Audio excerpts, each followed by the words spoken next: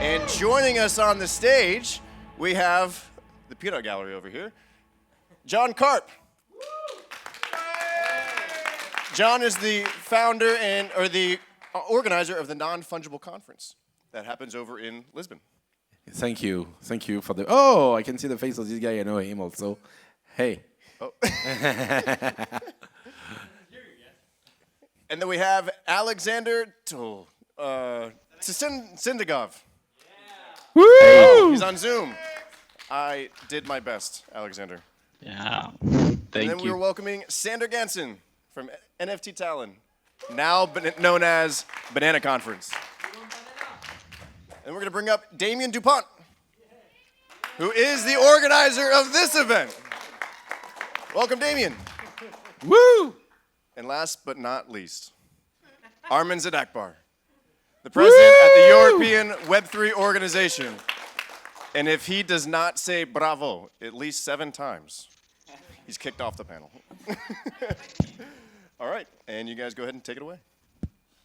Thank you very much. Thank you. So maybe I will introduce myself. Please. Okay, cool. So I'm John.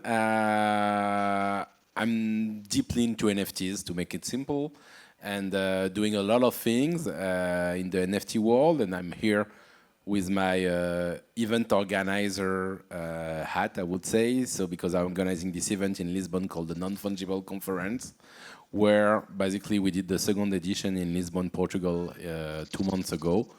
And so, yeah, the idea is to do a conference and trying to reinvent, what should be an event with a strong focus on art at the NFT age, basically.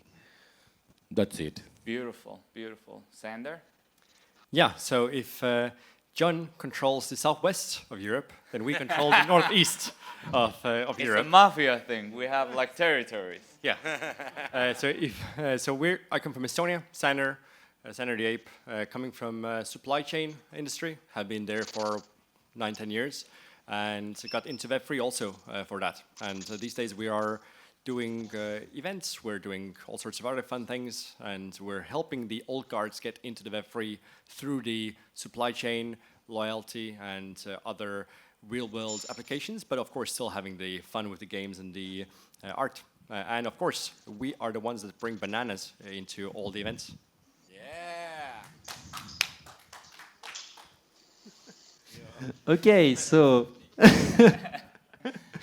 I'm Damien, yeah. I organize this event, but in fact I'm a tech guy, so it's like a side project for me. I'm very happy to have you here, and everything is working, so I think you are happy and you have fun. So yeah, I develop smart contract, I audit smart contract, and I also do NFT Biarritz because I live here half of the time, yeah. Beautiful, beautiful. Thank you. Alex? And yeah, hey, I'm Alex. Sorry for joining by Zoom. I wish I could be here. I'm the founder of NFT Paris. NFT Paris is a major conference happening in Paris. So we welcomed 18,000 attendees last year. It happens at the Grand Palais Éphémère.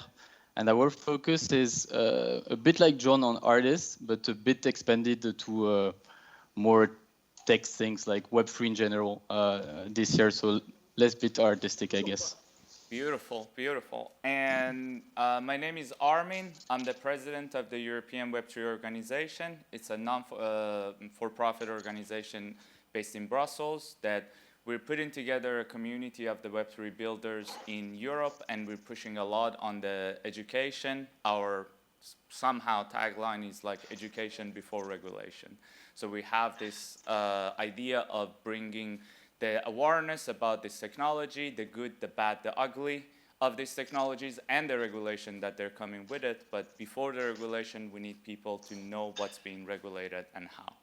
So to start this the panel, when we were talking about the different ways to use the Web3 technology in order to help grow your event, if you guys don't mind, I want to break it down into 3 different categories. The things that you can do before the event, the things you can do during the event, the things that we can do after the event. So starting from the activities before the event, and mainly the easiest thing that comes to mind would be the NFT ticketing. So, thank you.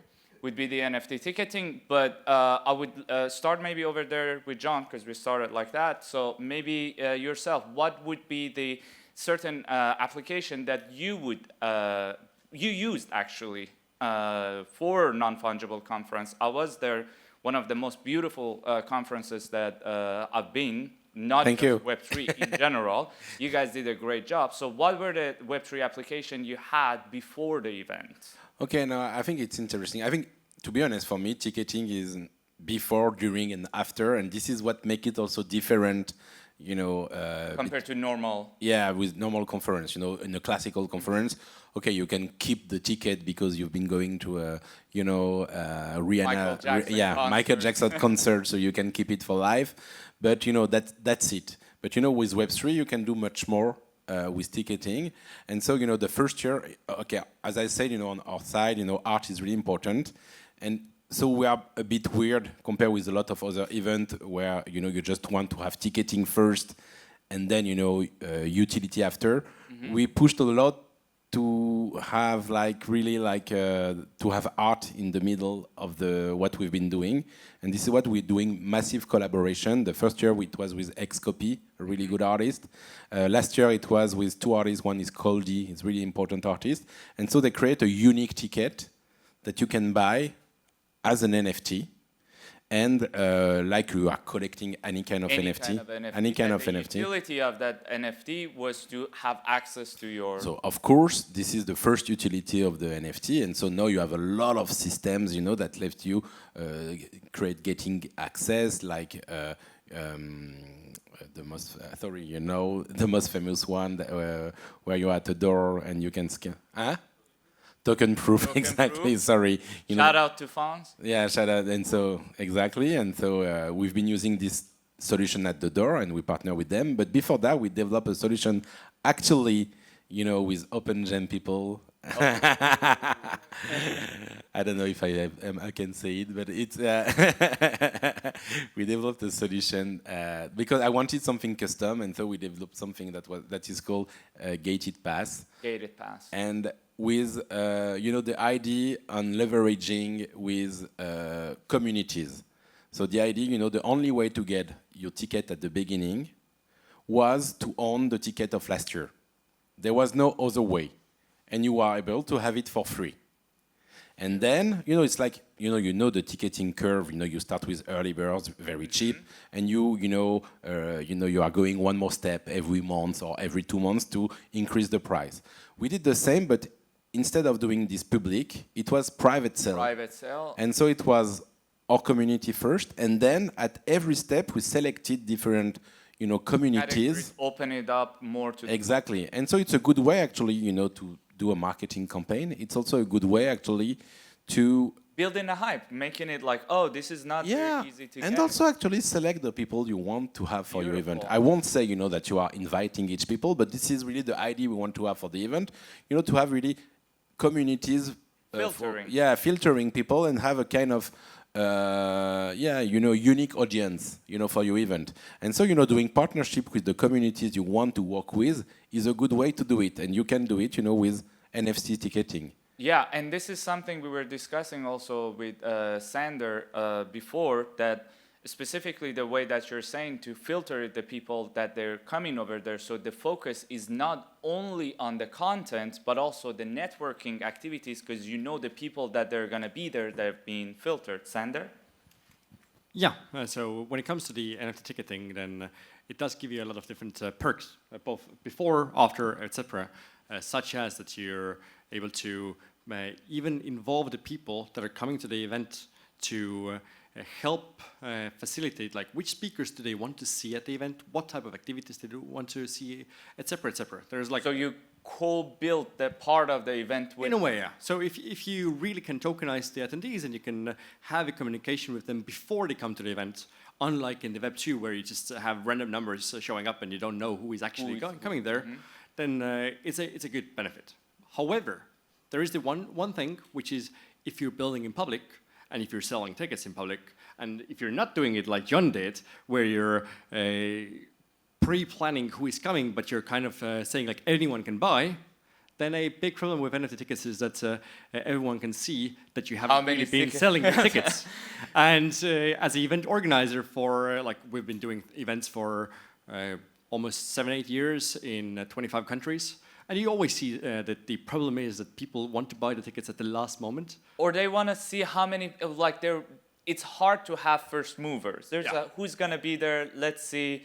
What are your points on this, Alex? But outside of just like the ticketing making it difficult, there is one question that I wanted to kind of like bounce back to John as well, and maybe Alex wants to jump in here, is that when it comes to the Web3, this decentralized community, and if you're now finding a way how to limit this problem of not selling enough tickets by limiting who can buy the tickets, then you're getting to the other problem of not being decentralized. You're now centralized. You're picking who is attending the event. And the question then is it according to the Web3 ethics, or do we just don't care? The Web3. That's a very good question. Maybe pass it to Alex then.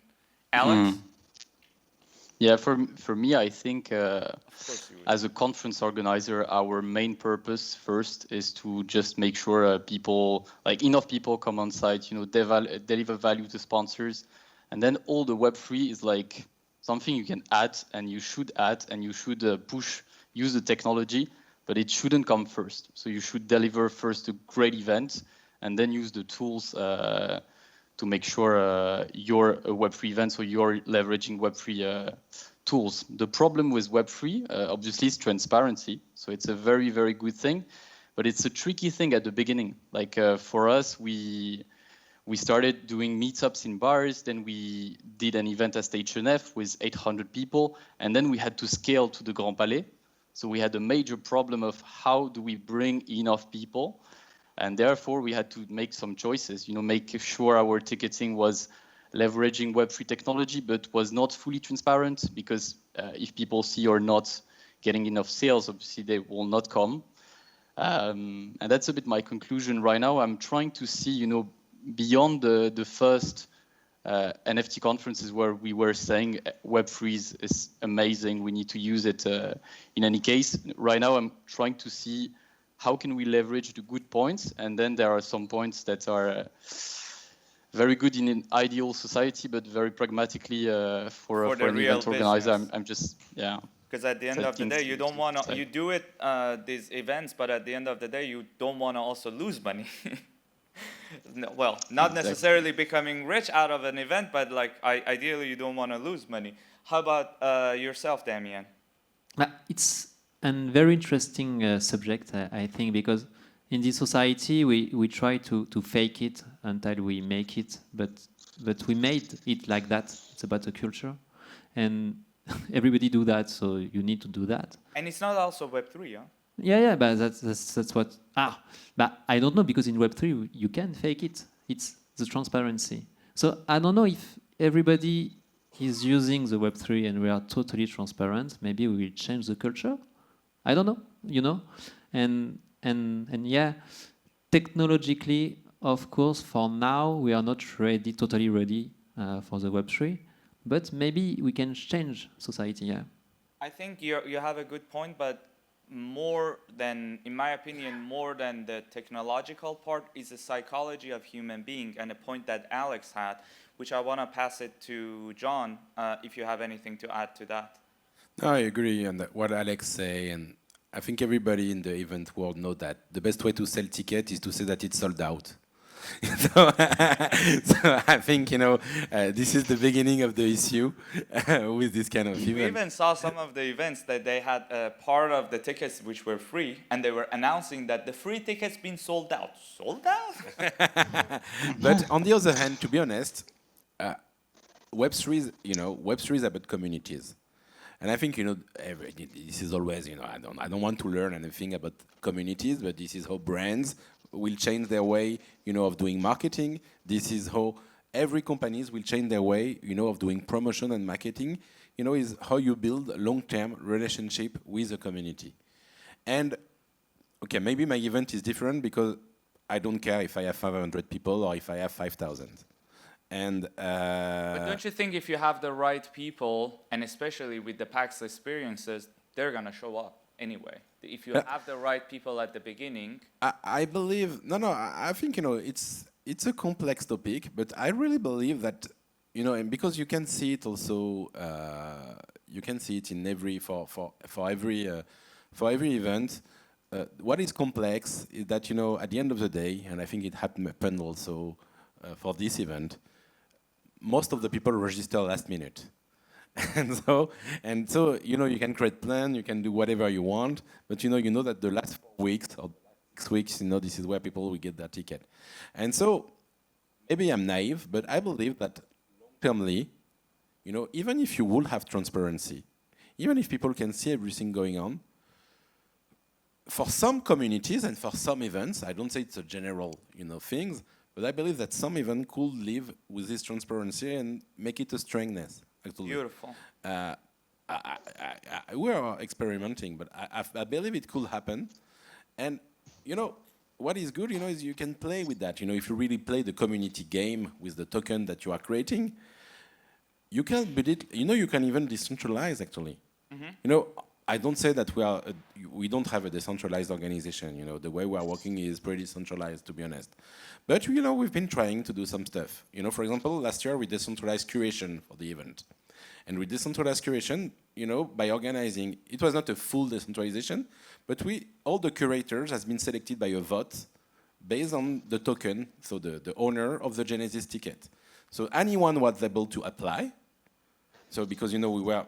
Okay, you have always the same usual suspect, for curation, and okay, they were part of it finally also because people vote for them, but also you had new faces thanks to this system. I don't say, that it's the magic solution, but I think, this is what you can do, and you can think about also decentralizing some things, some stuff, by using the community and the token. So, long-termly, you can create some stuff, I believe. Yeah, and I think, it sounds cliche, but we're still early. And these little experiments in part of the event, these are necessary for the process that we're going through. So I want to move a little bit out of the first category of what we can do before the event and getting into the fun part, which is during the event. I know in NFC, for example, you guys did a great job and you were trying to make every little thing over there become an experience. Even the debate stage was an experience. So if you can maybe explain a little bit about the activities using the Web3 technologies during the event, the stuff that you have done, or better to say, the stuff that you think it should be done, and it's not there yet. Yeah, thank you. Okay, I don't want to talk too much about what we're doing, and I love banana. I love bananas also, and I know that Tallinn was great, and also Paris was awesome, of course. So but we try to do things token-based thing. We had this. The second year we had this. Non-fungible bar, where basically you can scan. All the owners have been airdropped a random cocktail, and so a unique cocktail actually, and so then they were able to go to a partner booth. And then, basically scan their wallet, and the screen was displaying the unique cocktail they have. Unique cocktail. Some of them were not lucky, because they had no alcohol cocktails. It's part of the game, and alcohol was a rarity actually in the collection. But then the bartender was able to create the cocktail they want, and so it was a kind of a voucher for a drink. And so we try to multiply this kind of experiences. The same, we're talking about this. It's not really Web3, but we've been using a lot of Discord, like they are doing here. And we had one live over there. Exactly, and we had one live stage where called debate. So it's like a panel like this, but also anyone from the crowd was able to jump on the stage to share their point of view. And so it was based on open discussion. Open discussion, and also the moderator has his job to check what people are talking about on Discord, to say, oh, who said that? Come on the stage. And so this is you can try things and play with that. But, I joined the stage like that myself. Yeah. Yeah. Alex. Yeah. On our end, we had a bit of a different target, our goal. Our goal was to appeal to like a broader audience and show that Web3 was not show something they can understand. Because the big problem we have right now is everything is sinking, prices are dropping, and people from the outside are just laughing and they are just thinking, we knew it, JPEGs of monkeys had no value. And because we had this like cultural venue, very well-known venue, and some important people coming to the event, our goal was to focus on like 1 or 2 activations, but that would mark people. And so we chose to invite Tom Sachs, which is a great artist, and he had a giant live minting exhibition where Brigitte Macron could mint her first NFT. And for us, it was more about focusing on 1 or 2 big artistic activations that people will remember and where they will think, maybe Web3 has some. It is interesting because even if they don't play around with tokens or they don't know, they are afraid of Discord, they can see it's entertaining. Beautiful. And I know, Damien, you focus a lot in this specific event on the education part and not only being tailored to the Web3 natives. So what are your points on that? Just to speak a little bit between the sold out and the event. Sure. A big feature, a big advantage about the Web3 is that you can control the secondary market. And you can do that in a traditional ticketing. So yeah, just before it can be useful. Especially to maybe if you are totally decentralized, so everybody see what you do, but you can have some rules. So yes, it can balance. Yes, here, but yes, at NFT Biarritz, we don't use as much our own NFT in our event. We try to give some utilities. So with John Karp, for example, on NFC with the NFT factory or things like that, because we like when it's done on-chain. So we can, when you do your NFT on-chain, everybody can access to it. So you can make partnership with brand without demanding at the end. But you can also demand and build something bigger. And so during the event, of course, you will win some NFTs. You will also build some NFTs. You will develop NFTs and things like that. And what it will be very interesting is that you do it with us. We have your smart contract, your address, and for the next event, we can make some utilities. For example, you can access to this Discord only if you are a tech guy, because you made the workshop with us to deploy your own smart contract. You have all the address, and you allow you to speak here because we know that you know what you are speaking about.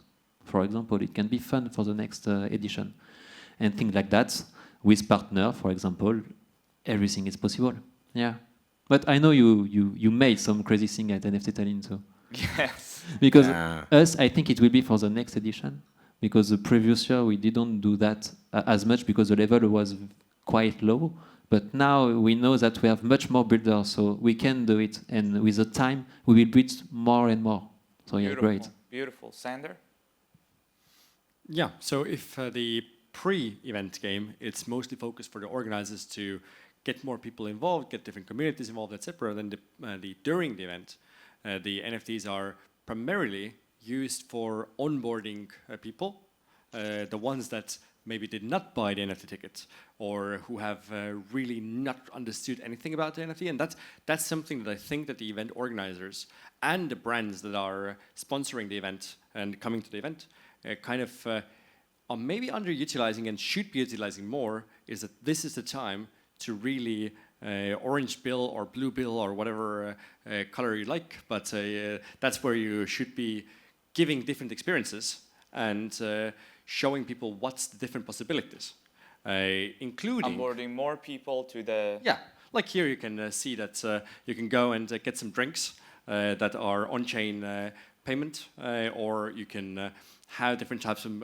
scavenger hunts that were done in NFC and NFT Paris, and like different types of activations. And this is the kind of our job as event organizers to come up with more interesting experiences to show what's the actual utility. And then among this, one thing that often people are missing is that, of course, everyone likes merch, but most of it goes to trash bin. And that's where the digital NFT version of merch, outside of the socks and the t-shirts and the hoodies, can be done on chain. And this is a interesting use Lower case again. cost, and it stays, and then later on you can add utility to it as well. And I think the most important thing, finally, again going back to the organizers, if you do it right, then you're able to use the on-chain information, giving you full information onto like which sessions, which types of activations are actually working. More data. So that next year you would spend less money on things that didn't work. Beautiful, beautiful. And another thing that I wanted to touch with you guys regarding the activities you can do during the event would be utilizing the existing communities that we have, different communities of different, for example, NFT collections, and then have them having the side events. Somehow it can be a cool thing, so you attract more people from their communities they're coming. Somehow it can also become a threat, because like some people, they may not even need to buy the actual ticket to go to the event, they just go for the side events. So what are your points? I don't know, let's pass to Alex. Yeah, I agree, and that's a major difference like between Web3 conferences and Web2 conferences. Actually, there is a ton of side events and a ton of people willing to organize their own events. So if your main event is not good enough, you're under a serious threat. And that's the main reason, actually, we do a few things, like we're partnering with side events, trying to, book venue for them. So trying to also make that a business, actually, booking venue for the side events, but also making sure it's more attractive to be inside the main event than to create a side event. So we do specific discounts for very important community members, and basically we have to make sure every second that our event is fun enough. And that's something I think that's really interesting, because it obliges us the whole year just to be very focused on entertainment. Like if people are bored, they will leave. And that's something very scarce that other events, I think, in Web2 don't necessarily have to do, because they don't have this competition. Competition. What about you over there in NFC? I think side event is a big topic, yeah. At the end of the day, I strongly believe that the more good side event you have, the better it is for the event. But of course, to be transparent with you, sometimes when you talk with a sponsor and then you have no news, and then you see that he's organizing a side event, you say, okay, come on, let's do something, Okay, you are using a backdoor of my event, basically. But I think it's part of the game at the end of the day. And I agree with Alex. If your event is good enough, I think everybody can talk about the NFT NYC example. That is kind of the anti-reference, especially NFT London that happened. That is kind of, I believe, of an anti-reference for most of the event organizers who are there. But yeah, they still have a lot of side events. Actually, it's more becoming kind of an NFT week, where most of the people going to NYC are not going to NFT NYC. But you know what? Even for them, at the end of the day, they have a big potential for the moment where they will increase quality, for example, to attract people. So I believe, that whatever happens, it's an asset. For sure, for sure. And Sander, I remember we were talking about maybe even potentially giving certain areas inside the venue to be gated to certain, not only one or maybe several communities. That can also increase maybe potentially become more attractive for those communities to be part of the main event as well. Yeah. Why do people go to the events? They don't go there for the content, because you can find content on YouTube. You go there to meet people. You go there to meet like-minded people, which are usually the ones from the communities that you're already in, but you haven't really been meeting them in real life because it's mostly online. Sometimes you don't even know how do they look like. You know their PFPs. Yeah, and that's why you're doing the side events, is to give those communities an opportunity to meet and find each other. So in most cases, the events that are huge and have too many side events that are pushing everyone away, they're actually underutilizing one thing. They are not doing enough collaboration with the communities. And as a result, the communities kind of need to set up their own events because there's no networking opportunities, or it's like very chunky and not so customer friendly. And that's why they're going away. But then if you look at the good examples of events, you kind of see that all those communities are doing much more collaboration with the events themselves, because they understand that, yeah, we can go to this special room, we can do stuff there, everyone is already here, and etc. And in the end, outside of networking, then the other thing why people are holding their side events and why people want to go to the side events is because they want the free booze. So it's just the event organizers that just need to provide more booze and food. Or put more bananas in a corner. So I think because I'm looking at the timer, I don't want to be Nizard with Ryan, but let's do I would say let's go to the last part of the conversation, which utilizing the Web3 applications after the event, which to me, after the event means before the next event. Just on the technical part, because I'm sure that on the marketing part, they are so much better than me. But on the technical part, if you have a full on-chain ticketing, you are not dependent anymore on a SaaS, software as a service, like Eventbrite or things like that. Because when you use those kind of tools, they own your own data, and on an event, this is more valuable for your next edition or etc. So if Eventbrite goes down or don't like you and ban you, things like that, you lose like everything. You lose a lot. With the Web3, you can change your front end, your interface. Removing the middleman. Yeah, we don't really care about the front end middle because the back end is a blockchain. So you can also improve your data visualization, etc. So yes, it's a good advantage after the event to be free, and maybe yes, for side events to allow them to access to your data to make something big. Maybe after you, I don't know if the next year. I hope yes, but maybe the next year there is no more NFT Biarritz. But if someone wants to continue, he can, because who wants to have an NFT Biarritz next year? Just read.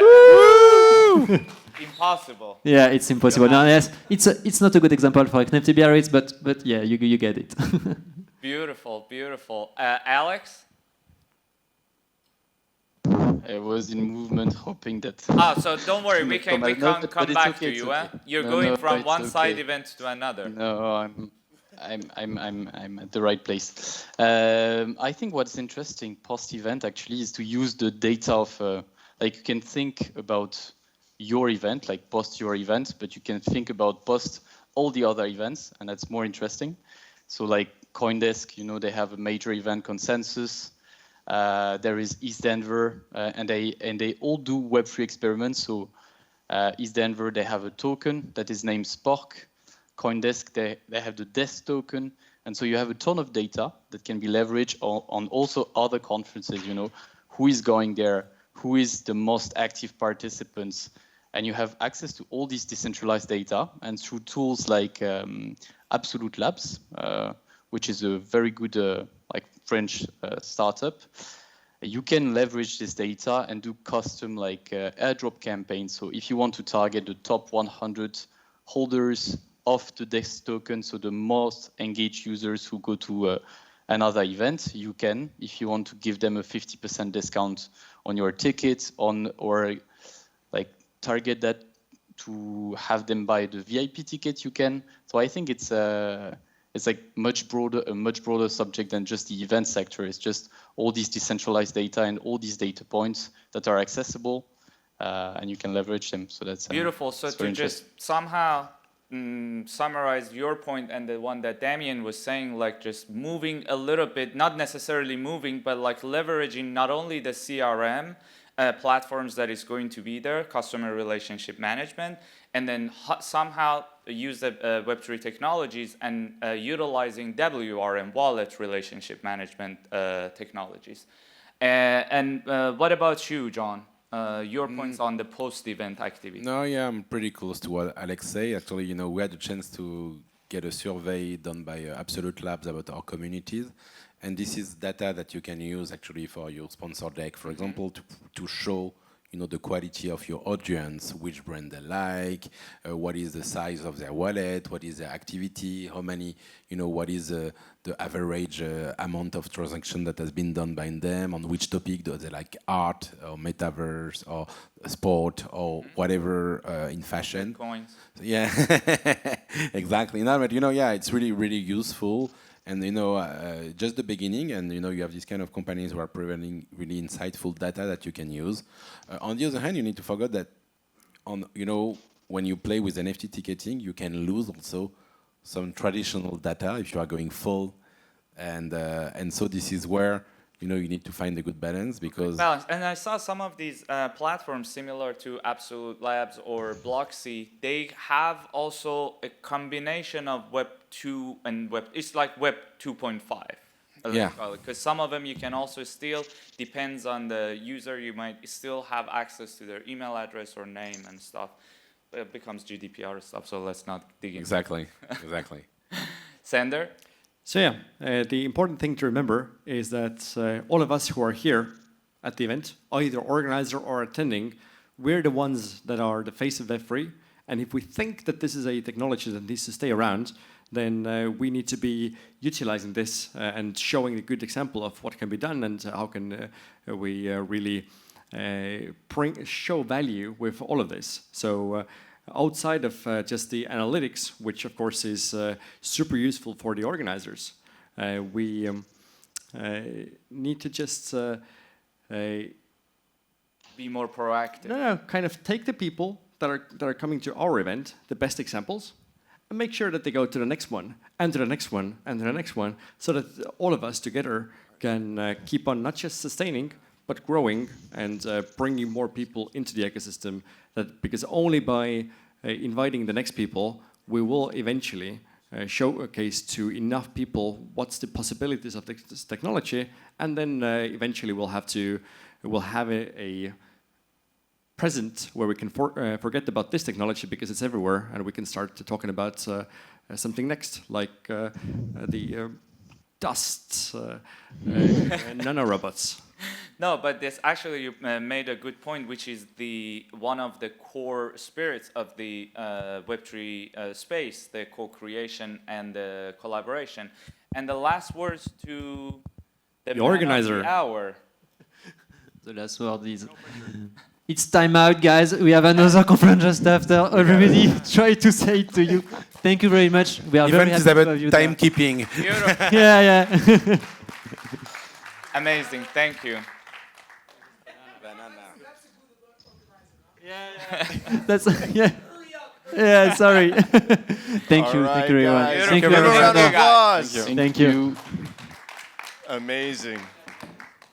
What's up? You.